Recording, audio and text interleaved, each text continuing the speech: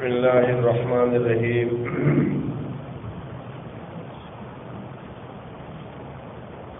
عن النعمان بن بشیر رضی اللہ تعالیٰ عنہ قال قال رسول اللہ صلی اللہ علیہ وسلم الدعاء هو العبادہ ثم قرأ وقال ربكم ادعوني استجب لكم ان الذين يستكبرون عن عبادتي سيدخلون جہنم داخلین رواہ احمد والترمذی۔ حضرت نعمان بن بشیر رضی اللہ تعالیٰ عنہ فرماتے ہیں کہ رسول اللہ صلی اللہ علیہ وسلم نے فرمایا دعا وہ عبادت ہے، اور اس کے بعد آپ نے پڑھا وقال ربکم، کہا تمہارے پروردگار نے مجھ سے دعا کرو میں تمہاری دعا کو قبول کروں گا۔ ان الذین یستکبرون، اور جو آدمی کے تکبر کرتا ہے متکبرانہ روگردانی کریں گے ان کو ذلیل اور خوار ہو کر سیدخلون جہنم میں داخل کریں گے ذلیل کرتے ہوئے۔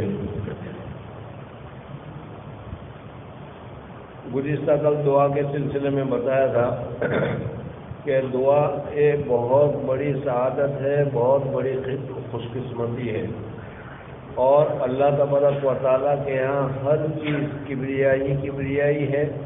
اس وجہ سے اللہ تبارک و تعالیٰ کے یہاں اگر کوئی بندہ اس کے سامنے عاجز ہوتا ہے، کوئی بندہ اس کے سامنے ذلیل ہوتا ہے، کوئی بندہ اس کے سامنے محتاجی کے ساتھ پیش آتا ہے اور اللہ تبارک و تعالیٰ سے مانگتا ہے، تو اللہ تبارک و تعالیٰ کو بندے کی یہ محتاجی بہت پسند آتی ہے۔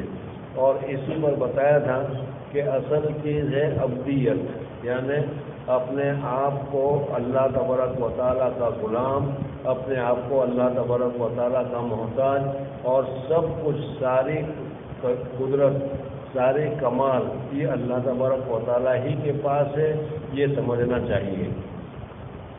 اس وجہ سے جب آدمی دعا کرتا ہے تو اپنے آپ کو بالکل محتاج سمجھتا ہے، اپنے آپ کو ضرورت مند سمجھتا ہے، اور اس وجہ سے جب اللہ تبارک و تعالیٰ کے سامنے ہاتھ پھیلاتا ہے تو اللہ تبارک و تعالیٰ کی کبریائی کا، اللہ تبارک و تعالیٰ کے مالک الملک ہونے کا، اللہ تبارک و تعالیٰ کے بڑے ہونے کا گویا کہ وہ اقرار کرتا ہے۔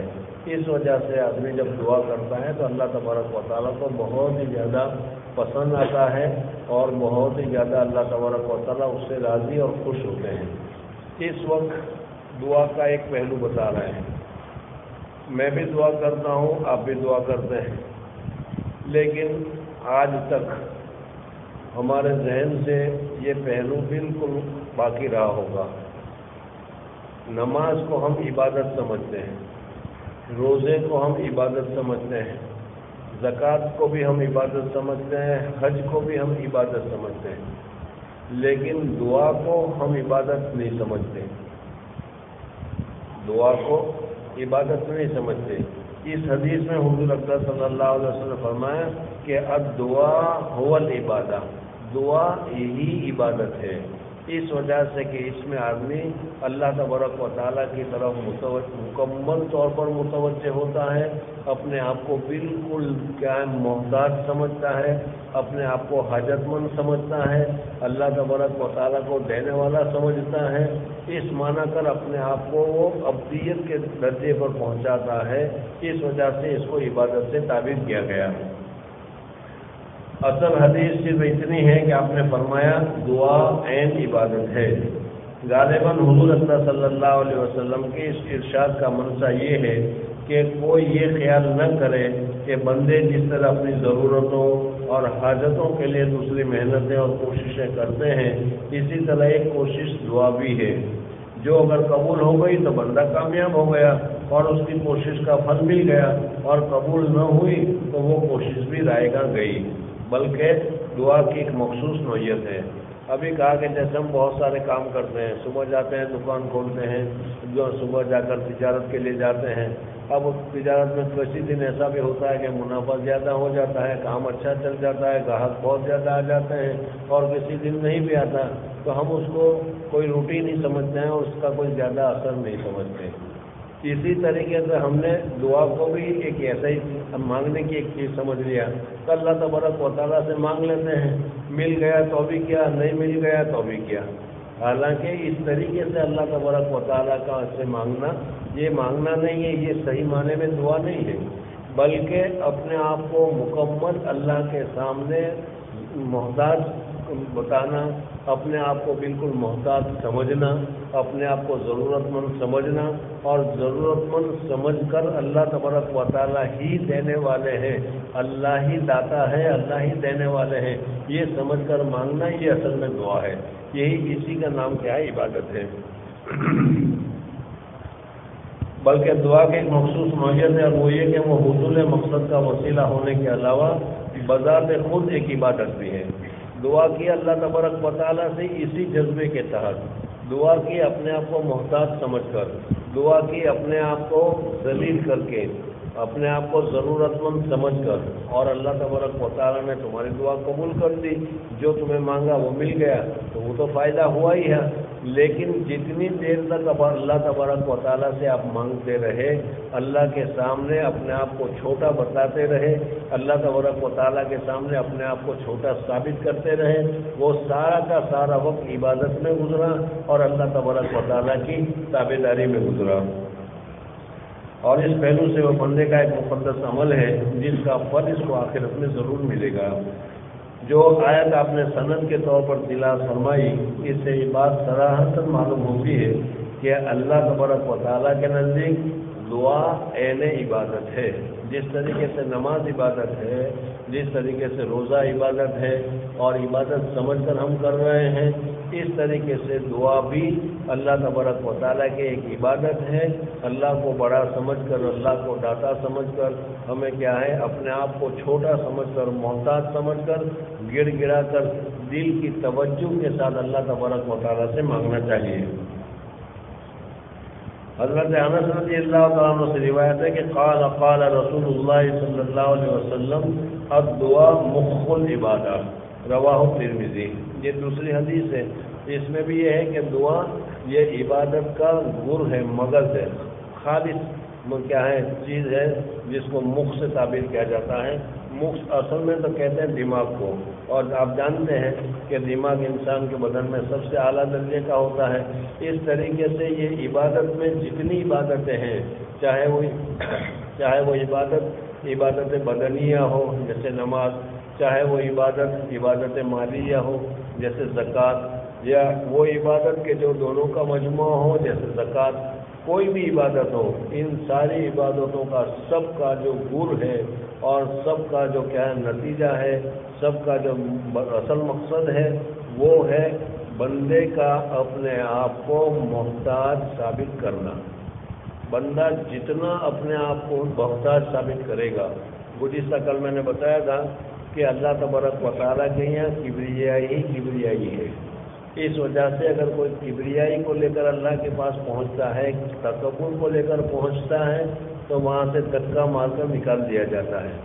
اللہ تبارک و تعالیٰ کے یہاں تواضع ہے نہیں، ذلت ہے نہیں، عاجزی ہے نہیں، اور اللہ تبارک و تعالیٰ نے ہمیں مٹی سے پیدا اسی وجہ سے کیا کہ ہم اللہ تبارک و تعالیٰ کے سامنے عاجزی کریں، اللہ تبارک و تعالیٰ کے سامنے تذلل کریں، اللہ تبارک و تعالیٰ کے سامنے ہم اپنی پیشانی کو زمین کے اوپر رکھ دیں، اور اللہ تبارک و تعالیٰ کے سامنے رو کر ہم یہ ثابت کریں کہ ہم محتاج ہیں، ہم خطا کار ہیں، ہم گنہگار ہیں، ہم نکمے ہیں۔ جو آدمی عبادت کرنے کے بعد، اعمال خیر کرنے کے بعد جتنا زیادہ اپنے آپ کو نکما اللہ تبارک و تعالیٰ کے سامنے ظاہر کرے گا، جتنا اپنے آپ کو خالی ظاہر کرے گا، جتنا اپنے آپ کو محتاج ظاہر کرے گا، اللہ تبارک و تعالیٰ کے ہیں اتنا ہی اس کا درجہ بڑا ہوگا۔ آج ہم میں یہ چیزیں نہیں، ذرا سی عبادت کر لی اور ہم نے سوچ لیا کہ بزرگی مل گئی، ذرا سی اللہ کے راستے میں پیسے خرچ کر دیے اور کیا کہنا شروع کر دیا کہ ہم نے یوں کیا، فلانا مدرسہ ہمارا چل رہا ہے، فلانی جگہ یہ چل رہی ہے، فلانا یہ کام چل رہا ہے، فلانا یہ کام کر رہا ہے۔ اب یہ ساری چیزیں کیا ہیں؟ ہماری عبدیت، بندگی اور ہمارے عبد ہونے کے خلاف ہیں۔ صحابہ کرام رضوان اللہ تعالیٰ علیہ مجمعین اور اسی طریقے سے خلفائے اربعہ حضرت ابوبکر حضرت عمر فاروق رضی اللہ تعالیٰ عنہ کے واقعات میں سے بہت سارے واقعات آپ کو ایسے ملیں گے کہ اتنا سارا کہنے کے باوجود وہ اپنے آپ کو کچھ بھی نہیں سمجھتے تھے، وہ اپنے آپ کو کسی قدر کسی قسم کی لیاقت یا کسی قسم کا درجہ بھی اپنا نہیں سمجھتے تھے۔ حضرت ابوبکر صدیق رضی اللہ تعالیٰ عنہ سے تو بہت سی مطلب سنا ہوگا آپ نے، نقل کیا جاتا ہے کہ کاش کہ میں گھاس ہوتا کہ اللہ تبارک و تعالیٰ کے یہاں مجھے حساب کتاب بھی نہ دینا پڑتا۔ تو صحابہ کرام رضوان اللہ تعالیٰ علیہ مجمعین کو حضور اکرم صلی اللہ علیہ وسلم کی برکت سے ان کے قلوب میں ابدیت سمائی ہوئی تھی، اپنے آپ کو اللہ تبارک و تعالیٰ ہی کا عبد سمجھتے تھے، اللہ تبارک و تعالیٰ ہی کا محتاج سمجھتے تھے، اللہ تبارک و تعالیٰ ہی سے ان کا تعلق تھا، اور مانگنا یا لینا جو کچھ تھا وہ سارا اللہ تبارک و تعالیٰ ہی کے ساتھ تھا۔ تیسری حدیث حضرت ابو ہریرہ رضی اللہ تعالیٰ عنہ کی ہے۔ حضرت انس رضی اللہ تعالیٰ عنہ کی روایت ہے کہ رسول اللہ صلی اللہ علیہ وسلم نے فرمایا، دعا عبادت کا مغز اور جوہر ہے۔ عبادت کی حقیقت ہے اللہ کے حضور میں خشوع اور تذلل اور اپنی بندگی اور محتاجی کا مظاہرہ کرنا، اور دعا کا جز اور کل اور اول اور آخر اور ظاہر اور باطن یہی ہے کہ آدمی اپنے آپ کو بالکل محتاج، اپنے آپ کو بالکل ضرورت مند، اپنے آپ کے پاس کچھ بھی نہیں ہے، یہ سمجھ کر اس طریقے سے مانگے۔ اس لیے میں نے گزشتہ کل آپ حضرات کو بتایا تھا کہ اگر کوئی سوال کرنے والا مانگتا ہے کہ یہ پیسے دے دو، پیسے دے دو، پیسے دے کے جا، سمجھ میں آیا، تو پھر اس کو کوئی آدمی دیتا ہے؟ کوئی بھی نہیں دیتا۔ یہی ہم کرتے ہیں، ربنا آتنا فی الدنیا ہو گیا۔ حالانکہ دعا مانگتے وقت اپنا دلی جذبہ یہ ہونا چاہیے کہ یا اللہ میں بہت محتاج ہوں، میں بہت گنہگار ہوں، میں بالکل اس لائق نہیں ہوں کہ مجھے کسی قسم کی تو نوازش کرے، لیکن ہم تجھی سے مانگتے ہیں اس لیے کہ سارا تیرے پاس ہے، تو ہی مالک ہے، ہم تجھی سے مانگتے ہیں۔ جب اس طریقے سے مانگتا ہے، جس کی مثال میں نے بتائی تھی کہ اگر کوئی آدمی تمہارا پاؤں پکڑ لے کہ بھائی میرے بچے بہت بیمار ہیں، میری ماں بہت بیمار ہے، مجھے دینا ہی پڑے گا، آپ کو دینا ہی پڑے گا، آپ کے دیے بغیر ہمارا کام نہیں چلتا، اس طریقے سے اگر وہ مانگتا ہے، آپ ہزار انکار کریں، کیسا ہی بخیل ہو، کیسا ہی سخت دل کا آدمی ہو، اس کا دل بھی پسیج جاتا ہے اور اس کو دیے بغیر نہیں چھوڑتا ہوں، ہے یا نہیں؟ اب ہماری دعا ہوتی ہے وہ کیا ہوتی ہے وہ آپ جانتے ہیں، کس طریقے سے مانگنا چاہیے، دونوں سمجھ میں آ گیا۔ تو اسی پر فرماتے ہیں کہ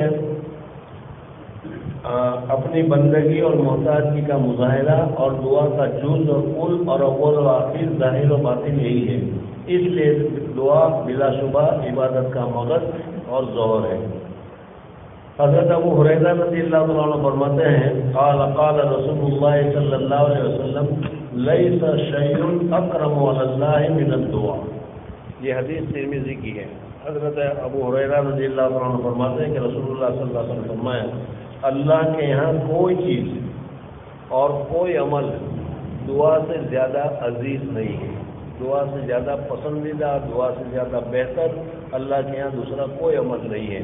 اس کی وجہ میں نے ابھی ظاہر بتائی کہ دعا مانگنے والا اپنے آپ کو ذلیل، اپنے آپ کو حقیر، اپنے آپ کو متواضع، اپنے آپ کو چھوٹا بناتا ہے، اور اللہ تبارک و تعالیٰ کو یہ پسند ہے کہ اس کے سامنے ہم چھوٹے بنیں اور چھوٹا بن کر اللہ تبارک و تعالیٰ سے مانگیں۔ جب یہ معلوم ہو چکا کہ دعا عبادت کا مغز اور جوہر ہے اور عبادت ہی انسان کی تخلیق کا اصل مقصد ہے، تو یہ بات خود بخود متعین ہو گئی کہ انسانوں کے اعمال اور احوال میں دعا ہی سب سے زیادہ محترم اور قیمتی ہے۔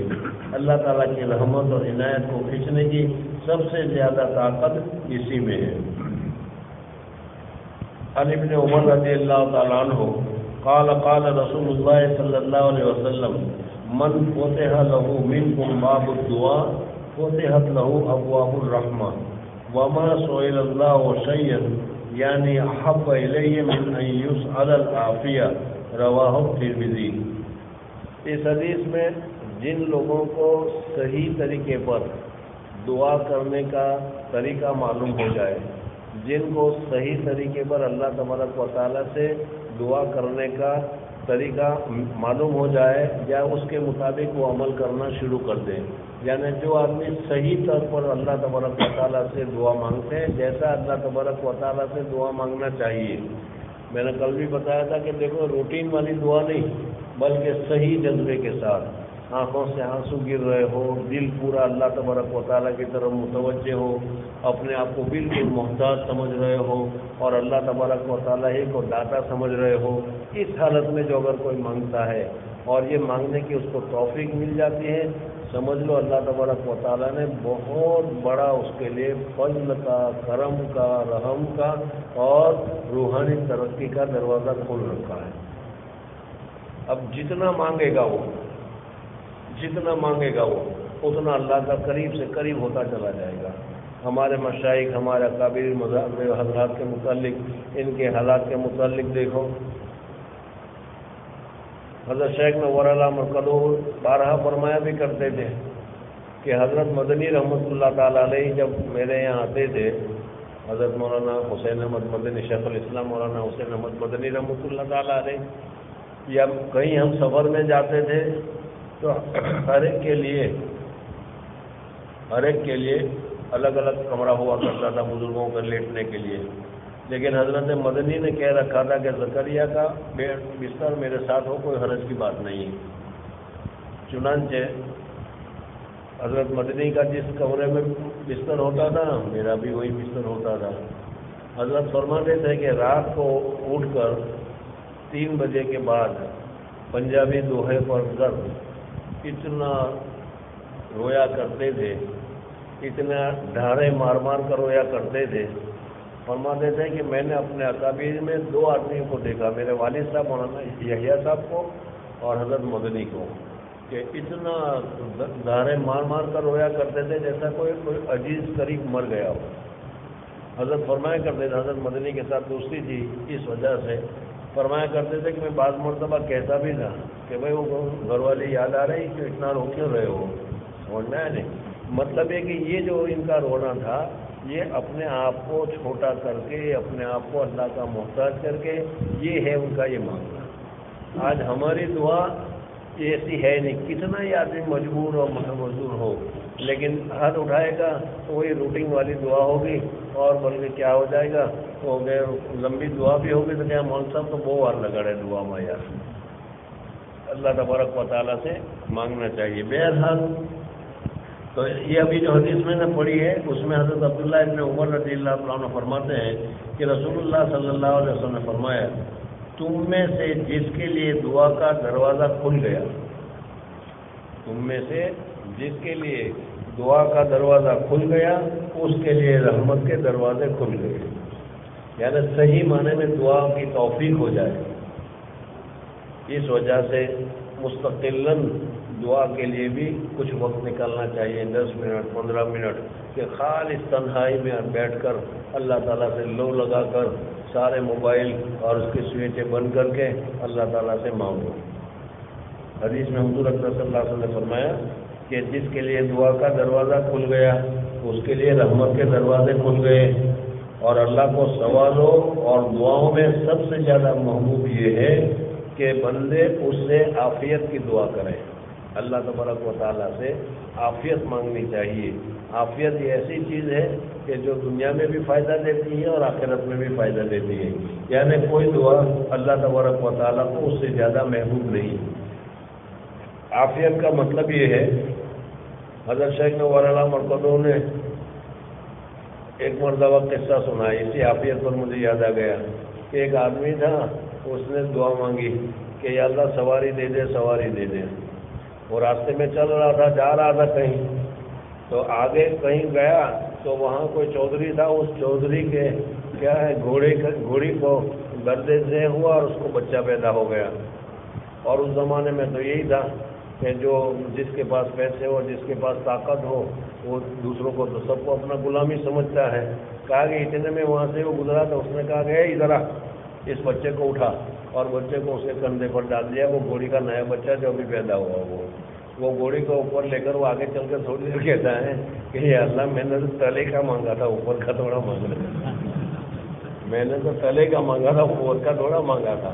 تو ہمیں حضرت شاہ نے فرمایا کہ اس وقت اگر وہ عافیت کے ساتھ عافیت مانگتا تو پھر اللہ تبارک و تعالیٰ دے دیتا. بہرحال عافیت بہت ہی زیادہ ضروری ہے.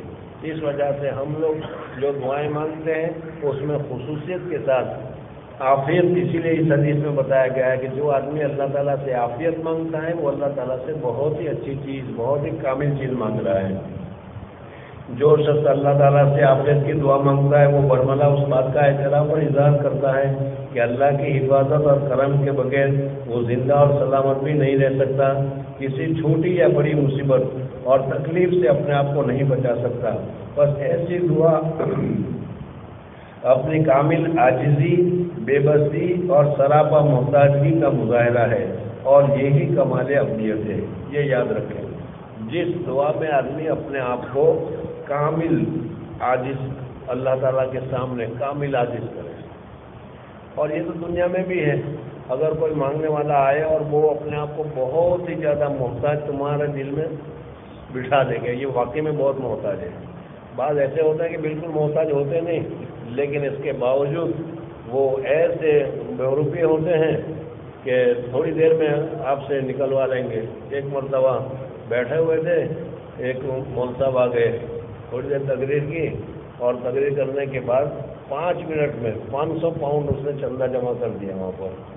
میں نے دیکھا وہاں پر کہ اس میں ایسے بھی بیٹھے ہوئے تھے کہ جس کے متعلق مجھے 100% معلوم تھا کہ اس نے کبھی چندے میں 1 پاؤنڈ نہیں دیا. انہوں نے بھی 20-20 روپے دی، 20-20 پاؤنڈ کی. سمجھ میں آئے. تو بعض مرتبہ یعنی وہ ان کو بات کرنے کا طرز ان کا ایسا ہوتا ہے کہ سامنے والوں کو یہ بتا دیتے ہیں کہ میں محتاج ہوں، تو دنیا اس کو دے دیتے اللہ تبارک و تعالیٰ. یہاں اس کی یہ بتا دی، یہ تو مثال میں بتائی. باقی اصل ہے کہ ہم بھی اللہ تبارک و تعالیٰ سے مانگنے میں اللہ تبارک و تعالیٰ کو ہم بتا دیں کہ ہم ہی محتاج ہیں. اللہ تبارک و تعالیٰ دینے کے لیے تیار ہے، لیکن محتاجی بتائی نہیں جا سکتی. وہاں شیطان آ کر کہتا ہے کہ ہم تھوڑے محتاج ہیں، دے دے اللہ دے دے گا تو ٹھیک ہے. اس لیے عافیت کی دعا اللہ تعالیٰ کی دعاؤں میں سب سے زیادہ محبوب ہے. دوسری بات حدیث میں یہ فرمائی گئی ہے کہ جس کے لیے دعا کا دروازہ کھل گیا، یعنی جس کو توفیق مل گئی صحیح دعا کرنے کی، حقیقت دعا کی نصیب ہو گئی، اللہ سے مانگنا آ گیا، اس کے لیے رحمت الہی کے دروازے کھل گئے. دعا دراصل ان دعائیہ الفاظ کا نام نہیں ہے جو زبان سے ادا ہوتی ہے. حزب العظم یا مناجات مقبول وغیرہ میں دعائیں ہیں، ہم تو اسی طریقے سے رٹتے جیسے قرآن پڑھتے ہیں اس طریقے سے پڑھتے ہوئے چلے جاتے ہیں. بلکہ حضرت شیخ نے خود ہمیں بتایا کہ حزب العظم پڑھتے وقت یہ دعا ہے اور اللہ تعالیٰ سے تم مانگ رہے ہو، اس جذبے کے ساتھ اس کو مانگنا چاہیے. بہرحال ان الفاظ کو زیادہ سے زیادہ دعا کا لباس یا قالب کہا جا سکتا ہے. دعا کی حقیقت انسان کے قلب اور اس کی روح کی طلب اور تڑپ ہے. جب تک دل میں طلب نہ ہو، جب تک روح میں تڑپ نہ ہو اللہ سے مانگنے کی، وہاں تک کیا ہے، جتنی طلب بڑھے گی، جتنی روح طلب، جیسا دل سے تم سمجھو گے کہ میں اللہ سے مانگ رہا ہوں. حدیث پاک میں اس کیفیت کے نصیب ہونے ہی کو باب دعا کے کھل جانے کو تعبیر کیا گیا ہے. اور جب بندے کو وہ نصیب ہو جائے تو اس کے لیے رحمت کے دروازے کھل ہی جاتے ہیں. حضرت ابو ہریرہ رضی اللہ تعالیٰ عنہ فرماتے ہیں کہ قال رسول اللہ صلی اللہ علیہ وسلم من لم يسأل اللہ یغضب علیہ، رواہ ترمذی. جو اللہ تبارک و تعالیٰ سے نہیں مانگتا اللہ اس پر ناراض ہوتے ہیں. دنیا میں تو آدمی سے مانگو تو وہ ناراض ہوتے ہیں، ایک مرتبہ دے دے گا، دوسری مرتبہ دے دے گا، تیسری مرتبہ کہے گا کہ یار ہر وقت تو مانگتا ہی رہتا ہے. سمجھنے بعض مرتبہ وہ آتے وہ دیکھے گا اور یہ کنارہ کرنا شروع کر دے گا کہ وہ آتا ہے مانگے گا بھاگو یہاں سے. اور اللہ تبارک و تعالیٰ کے یہاں اللہ تبارک و تعالیٰ سے نہیں مانگو گے تو اللہ ناراض ہوگا. اس وجہ سے اللہ تبارک و تعالیٰ سے مانگنا چاہیے. حضور اکرم صلی اللہ علیہ وسلم فرمایا جو اللہ سے نہ مانگے اس پر اللہ تعالیٰ ناراض ہوتا ہے. دنیا میں کوئی نہیں ہے جو سوال نہ کرنے سے ناراض ہوتا ہو. ماں باپ تک کا یہ حال ہوتا ہے کہ اگر بچہ ہر وقت مانگے اور سوال کرے تو وہ بھی چڑ جاتے ہیں. لیکن رسول اللہ صلی اللہ علیہ وسلم کی حدیث نے بتایا کہ اللہ ایسا رحیم اور کریم اور بندوں پر اتنا مہربان ہے کہ جو بندہ اسے نہ مانگے اس سے وہ ناراض ہوتا ہے، اور مانگنے پر اس کو پیار آتا ہے۔ اللہ تبارک و تعالیٰ سے جتنا مانگو اللہ تبارک و تعالیٰ کو پیار آتا ہے۔ اوپر حدیث گزر چکی ہے کہ اللہ کی نگاہ میں بندے کا سب سے زیادہ عزیز اور قیمتی عمل دعا اور سوال کرنا ہے۔ اللہ تبارک و تعالیٰ مجھے بھی اور آپ حضرات کو بھی یہ سوال کرنے کا اور اللہ تعالیٰ سے مانگنے کا طرز اور طریقہ نصیب فرمائے۔ دیکھو یہ رمضان کا مہینہ ہے، پورے مہینے میں ہم دعائیں مانگتے رہتے ہیں، لیکن جس طریقے سے رو کر مانگنا چاہیے، جس طرح اپنے کو محتاج سمجھ کر مانگنا چاہیے، جس طریقے سے اللہ تبارک و تعالیٰ کو داتا سمجھ کر مانگنا چاہیے، آپ خود ہی سوچ لیں، دوسروں کے متعلق غور کرنے کی ضرورت نہیں ہے۔ کتنی دعا ہم نے اس طریقے سے مانگی، ہو سکتا ہے میں تو اپنے لیے یہی کہہ سکتا ہوں کہ ایک بھی ہم نے اس طریقے سے نہیں مانگا، پھر بھی ہم کہتے ہیں کہ دعا مانگتے ہیں۔ یہ تو اللہ کا کرم ہے کہ ایسی ٹوٹی پھوٹی دعا کو بھی وہ قبول کر کے ہمیں دے دیتا ہے۔ وہ جانتا ہے کہ یہ تو کیا ان کو تو معلوم نہیں ہے، جاہل آدمی ہے، چلو دے دو ان کو۔ لیکن جب ہمیں یہ معلوم ہو گیا، حضور صلی اللہ علیہ وسلم نے ہمیں بتایا دعا کس طریقے سے مانگنی چاہیے، دعا کے مانگتے وقت تمہارا دل کی حالت کیا ہونی چاہیے، دعا مانگتے وقت تمہارے ذہنی حالت کیا ہونی چاہیے، یہ اب 2 دن سے یہی تمہارے سامنے آ رہا تھا۔ دعا مانگتے ہوئے کیا کیسی یہی سمجھ میں آ رہا ہے کہ نہیں؟ تو ایسی حالت پیدا کرو اور ایسی حالت پیدا کر کے مانگو، پھر دیکھو اللہ تبارک و تعالیٰ ہماری دعاؤں کو قبول کرتا ہے یا دعاؤں کو قبول نہیں کرتا۔ بلکہ اللہ تبارک و تعالیٰ دعا کو قبول کرنا دور کی بات رہی، اس کے ساتھ ساتھ روحانی ترقیات اتنی ملے گی کہ آدمی کو کیا ہے اللہ تبارک و تعالیٰ کے اور اللہ تبارک و تعالیٰ کو آدمی کے ساتھ اور آدمی کو اللہ تبارک و تعالیٰ کے ساتھ محبت ہو جائے گی۔ اللہ تعالیٰ مجھے بھی آپ کو نصیب فرمائے۔ سبحان اللہ و بحمدہ، سبحانک اللہم و بحمدک، نشہد ان لا الہ الا انت، نستغفرک و نتوب الیک۔ میں آج سارا بات کرتے